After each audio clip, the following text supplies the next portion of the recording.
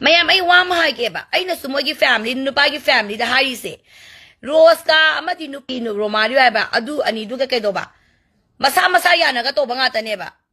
masa ya na ga to ra ga nupi da blame to ba ya roi amadi nupa da blame to ba su ya roi ba ai onya di to bu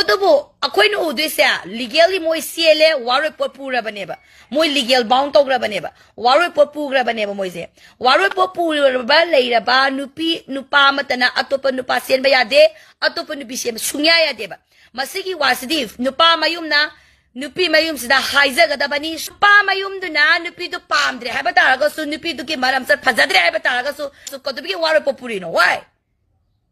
kadubgi mangon kari no kadubgi waroi popuri bano ba why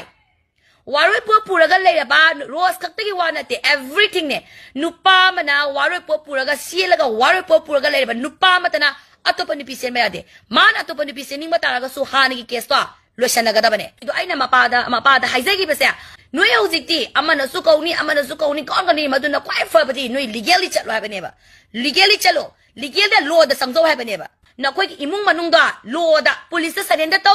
law da sangza ga da bane ba mogi whole family da law da sangza ga da bane ba kari maram gi no ha ba tar ga di waroi popu ra ga chila ga leira ga waroi popu ba loi ra ga magi machanu pa du na atopa nu pichen ba sa shunya ya de ba law na si se